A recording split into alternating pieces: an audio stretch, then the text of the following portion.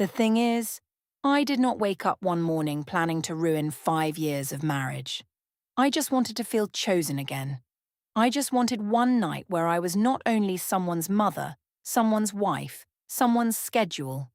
2 pink lines, 1 clinic visit, and 1 sentence from our gynecologist took all of that from me. By the time my husband stopped speaking, I was already losing my children. My name is Sloane Mercer. I was 33, and I used to plan parties before I became the woman who stayed home with the children. I saw myself as the one who kept life beautiful, the one who remembered birthdays, matching napkins, school forms, and which child hated crusts. The thing is, people call that control when it works against them, but when it works for them, they call it love. Ethan was my husband for 5 years. We had Chloe, who was 6, and Owen, who was 4. We had a clean house on a quiet street, a minivan with crumbs under the seats, and a Saturday habit that made us look like a family people could trust. Every weekend, Ethan took us to the suburban park near the lemonade stand. He always bought 2 cups for the kids and 1 for me, even when I said I did not want one. Once, before his promotion, he used to leave small notes inside my coffee mugs before early work shifts. Not big notes, just 1 line. Something about my laugh. Something about the kids needing my hands more than his calendar did. Then the notes stopped. The thing is, I did not make a scene over that. I was not some needy wife counting paper scraps. But I counted other things. 2 missed dinners, 3 nights with his laptop open. One morning when I touched his shoulder and he kissed my forehead without looking away from a spreadsheet. At the park, Ethan helped Chloe tie her shoe while Owen wiped lemonade on his shirt. He looked good in that soft, tired way fathers look good when everyone believes they are trying. Then his phone rang, and he stepped toward the fence. I had been about to tell him about a freelance event offer. A small one. A school fundraiser. Nothing huge. Just something that might make me feel like I still existed outside snack bags and laundry. Kendra, my closest mum friend, stood beside me with her sunglasses pushed into her hair. She said I looked like a woman waiting for someone to remember she was in the room. I told her she was being dramatic. She said drama was better than disappearing. That night, Ethan asked if I was angry with him, softly, like he wanted the answer but did not know where to put it. I told him I was just tired. He nodded, but his hand stayed on the bedroom doorframe. 2 people. 1 hallway. Nothing said right. The first time Brian made me feel seen again, it happened beside a coffee shop patio that smelled like burnt espresso and wet leaves. I had just left school pickup, and Owen had fallen asleep in the back seat with 1 shoe off. Brian was there by chance, or at least that was what I told myself later. Brian Kovac was Ethan's best friend. He had been around since before our wedding, before the house, before the children. He was the kind of man who leaned against a chair like he had nowhere else to be. Ethan always said Brian was harmless because Brian never took anything seriously enough to be dangerous. The thing is, harmless people can still hand you exactly what you are starving for. He asked about my old events work, not in the polite way people ask when they already plan to forget. He remembered that I used to handle corporate launch nights and charity auctions. He remembered the ice sculpture from the winter gala that melted too fast because the hotel heater broke. I laughed harder than the memory deserved. Brian said I still talked like someone who should be running rooms, not folding laundry in them. It was just 1 sentence. I told myself that. Just 1 sentence. Just coffee on a patio. Just Ethan's best friend being kind because he knew I had been tired. But I drove home with that sentence sitting in the passenger seat like a gift I did not want anyone to see. Later that week, Brian texted me a joke about school fundraisers. I answered while standing at the kitchen sink, 1 hand in dishwater, 1 hand holding my phone. Ethan came in and asked what was funny. I said Brian was being stupid about paper streamers. Ethan asked why Brian knew about my fundraiser idea before he did. His voice stayed calm, but he named the thing clearly. He said Brian had texted me late twice that week, and he wanted to know what had changed between us. He meant between me and Brian. I heard between me and Ethan. That was how it worked in my head by then. A question became a cage. Concern became control. A husband asking for a clear answer became a man who had ignored me for months and now wanted to inspect the only place where I felt awake. I told Ethan that Brian asked better questions. Then I smiled because I heard how ugly it sounded, and I tried to turn it into a joke. Ethan did not smile back. He said he was not accusing me. He said he wanted to understand why I smiled at my phone and stopped smiling when he walked in. I hated that question because it was too close to being fair. The thing is, Ethan could be fair in a way that made me cruel. He would stand there with his tired eyes and his work shirt half untucked, and he would not yell. He would just wait.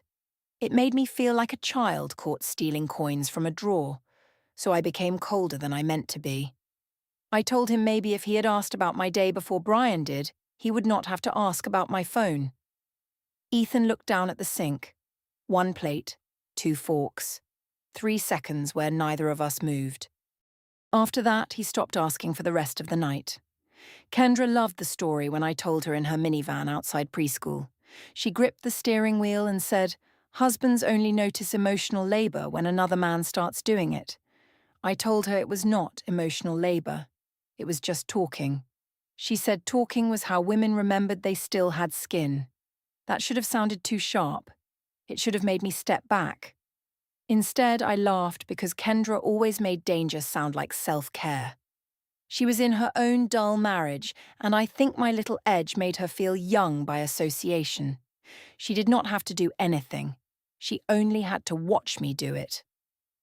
Marissa Bell did not laugh the same way. She was another friend from our circle, older than me, quieter.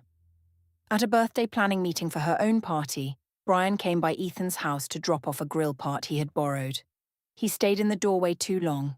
He asked if I had chosen the party lights yet. I said I had, and he said of course I had, because I always made things look easy. Marissa was sitting at the kitchen table with her notebook open. She looked from him to me, then back to her pen. She did not say anything, but the next day she stopped adding hearts to my messages in the group chat. Small things leave first. Brian's texts came faster after that. Not dirty. Not yet. That almost made them easier to excuse. He sent songs, little complaints about his girlfriend, jokes about Ethan working too much. He asked what I was wearing to Marissa's birthday party, then followed it with a laughing emoji like he had not crossed a line. I typed 3 answers and deleted all of them. Then I sent one. I said nothing special, just something that made me feel less invisible. The next night, Ethan came into the bedroom while I was changing pillowcases. He asked if I wanted to go to dinner, just us, no kids. He said he knew he had been absent. He said the promotion had eaten more of him than he planned to give. I should have heard that. Instead, I heard timing. I heard him trying only because Brian had started paying attention. I told him I was busy with Marissa's party setup, and maybe another week would be better. His face closed quietly. 2 invitations, 3 excuses. 1 husband learning to stop reaching. When Marissa's birthday invitation came through, I saw Brian's name before I saw Ethan's. My thumb rested on the screen for a second too long. Ethan noticed that too. Marissa's backyard was strung with warm lights, and the grill smoke clung to everyone's clothes. There were plastic cups on the patio table, music from a speaker near the fence, and people laughing too loudly because adults with children always act wild on the rare nights they are not needed at home. Ethan had a work emergency. He called while I was curling my hair and said he would come late if he could. He sounded sorry but also already somewhere else. I told him not to rush. The thing is, I said it like a gift, but I meant it like a punishment. Kendra picked me up. She looked at my dress and said I looked single tonight. I told her not to be stupid, but I did not change. Just one dress. Just one night. Just enough lipstick to remind myself I had a mouth that was not only used for school reminders. Brian was already there when we arrived. He had a beer in one hand and that relaxed smile I had started waiting for. He said Ethan was crazy to let me come alone. I said Ethan did not let me do anything. Brian lifted his cup like he approved. That was the first small heat of the night. One drink became two because no one needed me to drive. Brian stayed near me. His hand touched my elbow when he laughed, then my waist when he moved past me. The touches were small enough to deny and long enough to keep. Kendra laughed at first. She told me Brian was giving me more attention than my husband had all year. I told her she was loud. She said maybe loud was what Ethan needed. Marissa heard that. She was putting candles on the cake table. Her hands slowed. She did not correct us. She just looked toward the gate as if she wished Ethan would arrive before I became worse. He did arrive. I saw him at the edge of the patio, still in his work shirt, sleeves rolled, face tired. Brian's hand was at my waist then. Not gripping, not innocent either. I could have stepped away. Instead, I smiled like nothing was happening, because stepping away would have admitted that something was. Ethan came over and asked if I was okay. Quiet, not angry. His eyes moved once to Brian's hand, then back to my face. I hated that he did not make a scene. It left the scene available for me. Someone joked that Ethan finally escaped the office. I lifted my cup and said Ethan was the man who funded the house but forgot how to live in it. People laughed in the quick, nervous way people laugh when they are not sure if a joke is safe. Brian smiled. Kendra laughed too, but softer than before. Ethan did not laugh. His mouth stayed still and his hands went into his pockets. He asked if I wanted to leave. That should have been the end. A husband asking his wife to come home, a wife hearing pain under the calm. But the thing is, by then I was full of wine and Brian's attention and my own old anger. I heard Ethan asking me to shrink. I told him he should not punish me because other people still found me interesting. The group went quiet at the edges. Not fully. Parties never stop all at once. The music still played. Someone still opened a cooler. But the people close enough to hear us lowered their cups. Ethan nodded once. That was all. One nod. 2 steps back. 3 people watching our marriage split open under string lights. He did not leave. He stayed near the fence with Marissa's husband, speaking when spoken to. That made me angrier. If he had dragged me out, I could have called him controlling. If he had yelled, I could have called him insecure. But he stood there with his pain folded into silence, and I had no easy word for that. So I made one. I told Kendra that Ethan was sulking because he could not handle me being myself. Kendra's smile was delayed. She said maybe he needed to see what losing me looked like. Then she looked over at him and went quiet. Brian came close again. He said I looked like I needed air. His voice was low enough that it felt private even in a crowd. I said I was fine. He said I never said that when I was fine. It was such a simple line. Too simple. But I had been living with a husband who solved problems with bills paid and oil changes and school forms signed. Brian made a feeling sound like an emergency. I followed him down the side hallway of Marissa's house, past the laundry room, away from the music. Marissa saw us. I know she did because her hand stopped on the door frame. The candle lighter was still in her fingers. She opened her mouth like she might say my name. Then someone called her from the patio, and she turned away. Inside the hallway, Brian leaned against the wall and asked why I let Ethan make me feel old. I told him Ethan did not make me feel old. Brian said then, maybe he made me feel finished. That word worked on me. Finished. I had 2 children, a minivan, a husband who kissed my forehead like a habit, and a life everyone told me to be grateful for. Finished was exactly what I was afraid of. I should have gone back outside. Instead, I stayed.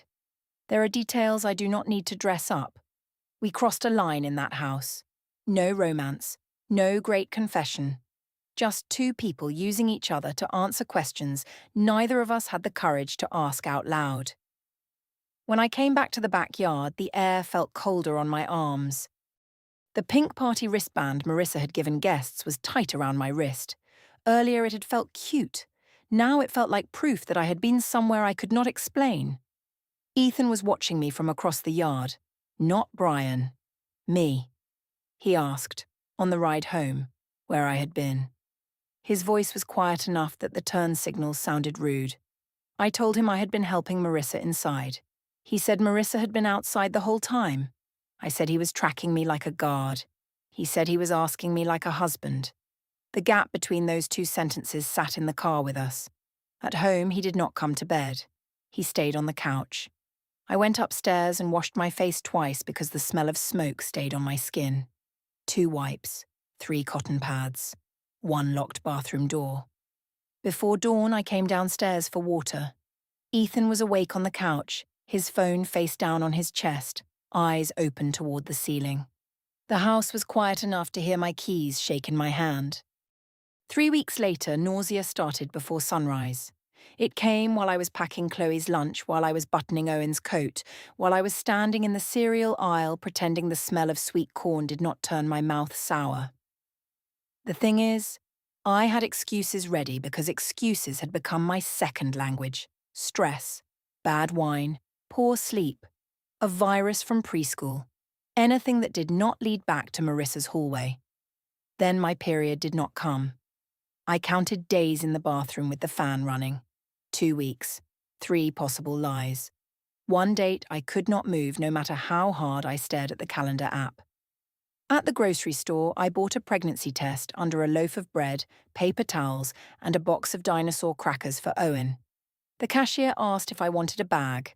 I said yes too fast. My hands were steady until I got to the car. Then I sat there with the receipt in my lap and watched a woman push a cart with a baby seat clipped to the top. At home, I took the test while the children watched cartoons downstairs. The bathroom smelled like lemon cleaner. The counter had toothpaste near the sink because Ethan always squeezed from the middle and forgot to wipe it. 2 pink lines appeared. I did not say anything. I did not cry. I put the cap back on the test, wrapped it in toilet paper, then unwrapped it because hiding it in the trash felt too obvious. I shoved it into the inside pocket of my purse, planning to throw it away later at a gas station or a store bathroom. Later. That word ruined more than one life. Ethan noticed changes because Ethan noticed logistics before feelings. He noticed I stopped drinking coffee. He noticed I moved my phone screen down when he entered a room. He noticed I flinched when his hand touched my shoulder in the hallway. One night, after the kids were asleep, he stood in the bedroom doorway and said we needed to talk about the last few months. Not the party, not Brian, the last few months. That made it worse because it meant he had been collecting pieces while I thought he was still asleep inside the marriage. He said there were deleted messages, late texts, the night at Marissa's, and the way I looked at him like he was the problem every time he asked a simple question. He said he did not know what I had done, but he knew I had started treating him like the only person not allowed to ask. I told him he was making a case against me because he did not want to admit he had left me alone first. He closed his eyes for a second. Not dramatic, just tired. Then he said he had been trying to provide for us. I said providing was not the same as being present. That one landed. I saw it in his face. The thing is, sometimes being right makes you reckless. I had found a true thing, so I used it like a shield for everything false behind it. He asked if Brian was involved. I laughed because panic needed a costume. I told him he sounded jealous of his own best friend. I said Brian had done nothing except listen to me when my husband was too busy being noble at work. Ethan did not answer. He went to the guest room that night. Owen asked about it the next morning. He stood in the upstairs hallway wearing pajama pants with planets on them and holding his stuffed fox by one ear. He asked why Daddy slept in the other room. Then he asked if Mommy was sick because I kept sitting down on the stairs. The house went thin around me. For a few seconds, I saw the thing I had been refusing to see. Not the affair as a secret between adults.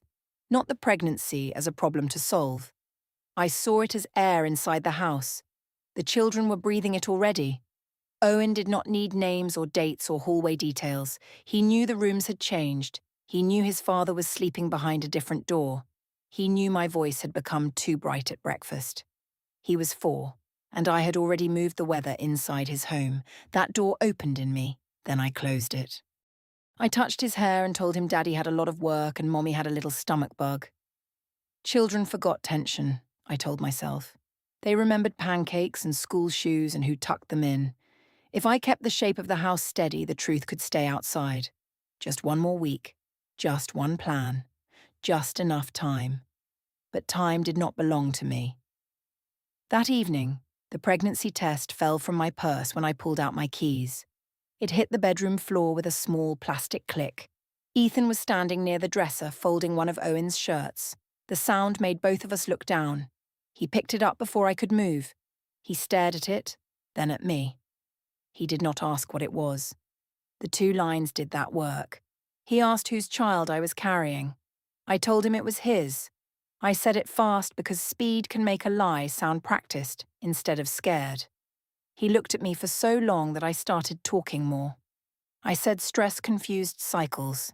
I said maybe we had been close and he forgot. I said a marriage did not need a courtroom every time a wife got pregnant. He said we had not been intimate in months. There it was. The math. Cold and clean. I called him cruel for counting. I said only a man who had stopped loving his wife would keep that kind of record. He looked at the test in his hand, then set it on the dresser beside Owen's folded shirt. That was the silent decision marker. Not the test. Not even the question. It was the way he placed the proof beside our son's small shirt and then moved his hand away from both. Like he had stopped negotiating with the woman in front of him and started protecting the children beyond her. I told myself he was being dramatic. He asked for the name of my gynecologist. I said he had no right to invade my body like that. He said he was not asking to invade anything. He was asking to hear dates from a doctor. I told him no. He said then he would make his own choices based on what I refused to say. After he left the room, I texted Brian. He did not answer for 47 minutes. When he did, he said I needed to calm down and not put his name into anything. 2 words stayed on my screen. His name. Not our mistake. Not our problem. His name. The clinic waiting room smelled like antiseptic and old magazines.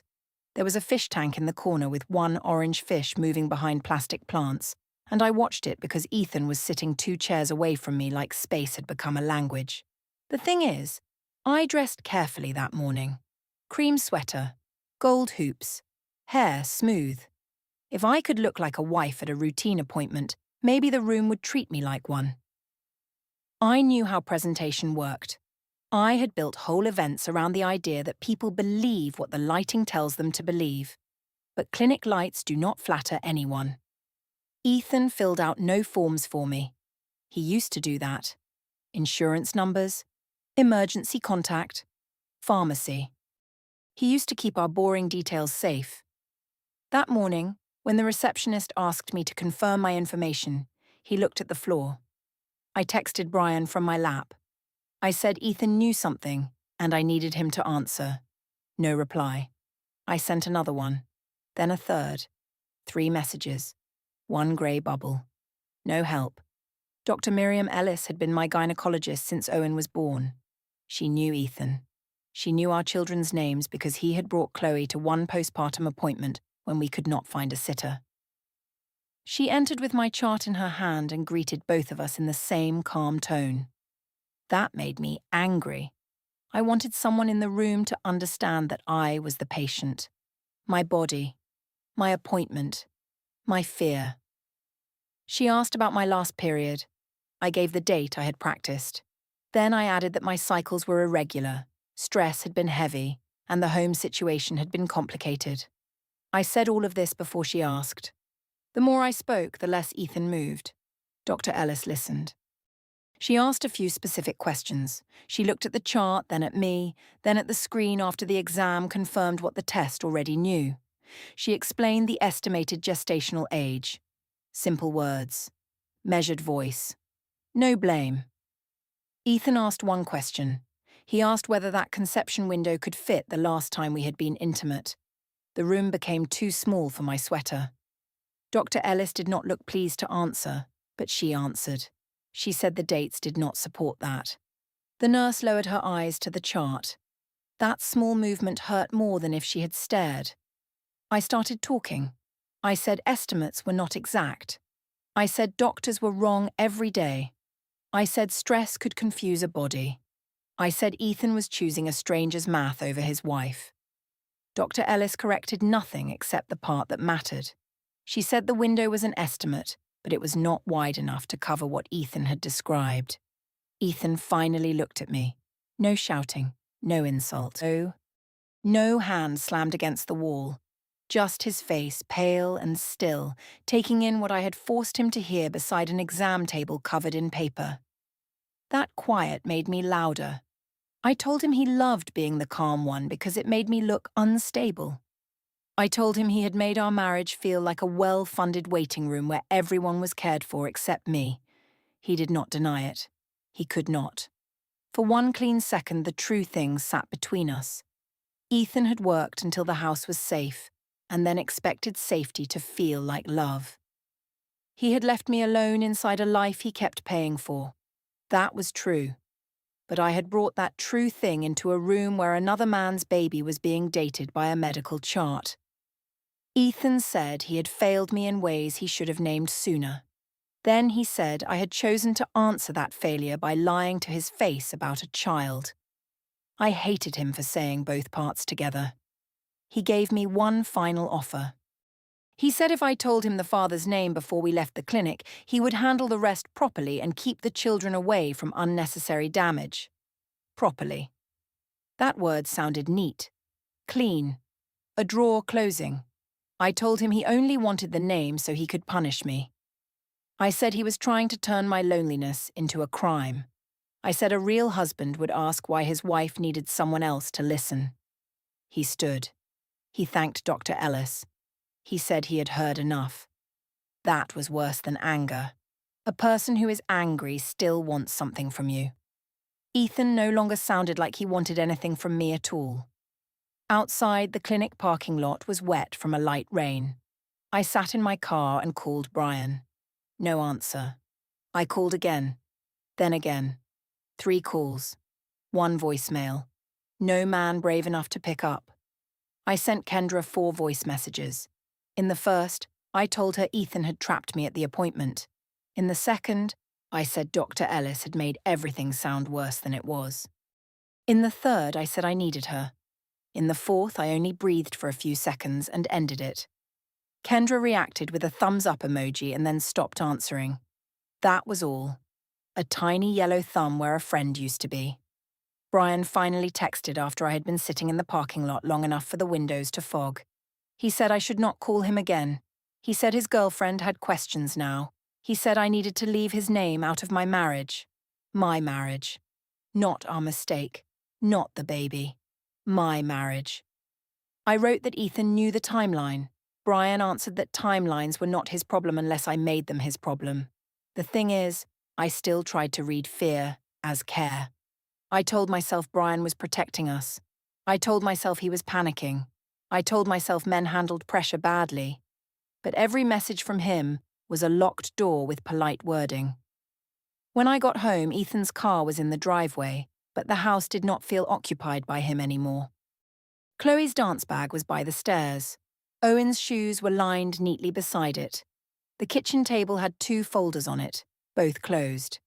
Ethan was packing the children's overnight bags. I asked where they were going. He said they were staying with him at his sister's for a few nights. I told him he could not take them because he was angry with me. He said he was not taking them out of anger. He was taking them out of confusion. I said that made no sense. He said it made sense to him, and for now that was enough. I followed him from room to room, talking faster. I said he was acting like the victim because he liked how righteous it made him feel. I said he had pushed me into loneliness and now wanted to punish me for not dying quietly inside it. He zipped Chloe's bag. That sound cut through every sentence I had left. He did not mention courts. He did not mention lawyers. He did not threaten me. He only became logistical. Toothbrushes, pajamas, school clothes, Owen's fox. Chloe's dance shoes. I became louder because he had become organized. Before he left, he stood by the front door with both bags in one hand. He said I should stay somewhere else for the night if I could. He said we would talk when there was something useful to say. I called him cold. He said no, cold was what came after too many chances to tell the truth. Then he walked out with the children's bags. The house closed around the space where their noise had been. 2 days later, Ethan texted that I needed to collect paperwork at the family court intake office before the end of business. He did not explain more. The message had an address, a time window, and the children's pickup schedule below it, as if all parts of our life had become items on one list. The intake office had grey chairs and a copier that clicked every few seconds. A clerk behind the glass asked for my ID. I slid it through the tray and tried to explain that my husband had sent me there because we were having a private family issue. She asked me to wait near the side counter. A man in a navy jacket approached with a large envelope. He asked me to confirm my name. I signed where he pointed. My fingers left a small smear of lotion on the paper. Inside was a notice of petition for temporary custody and court-ordered paternity testing. The next step was printed on the second page. DNA lab appointment. Thursday, 9:30 a.m. The petition listed the clinic visit, Dr. Ellis's timeline, the pregnancy test Ethan had found, Marissa's statement about the party, and my refusal to identify the father. No wild claims, no screaming words, just dates placed in order until they became a wall. I told the clerk Ethan was punishing me for being lonely. She looked at the envelope, then back at her screen. She said she could only confirm that I had received the documents. That was the whole comfort of the room. Brian exited before the legal part even touched him. He blocked my number, told his girlfriend I had chased him during a weak time, and sent one message through Marissa's husband saying he would only respond if a court required him. I moved into a small rental apartment above a nail salon where the floor hummed during business hours. My joint cards stopped working, and the freelance clients who once trusted me with family parties chose other planners. Marissa stopped inviting me, Kendra stopped replying, and Ethan's sister blocked me after the clinic date became known. Brian stayed gone unless his name appeared on official paper. At the party supply store where I found work, I sold baby shower decorations to women whose husbands still stood beside them. Chloe told me later that she helped Ethan choose Lila's ring. She said it the way children say things when nobody has taught them what words can do. Owen stopped asking when I was coming home, and Ethan only wrote through the approved message app. The thing is, I thought the lie would buy me time. Just a little time. Time to think. Time to soften Ethan. Time to make Brian become the man he had pretended to be in low light. It bought Ethan preparation, Brian distance, and my children a new version of home without me. The pink pregnancy test stayed in my deleted photos folder until the phone erased it after 30 days. By then, everyone else had already learned how to live without me.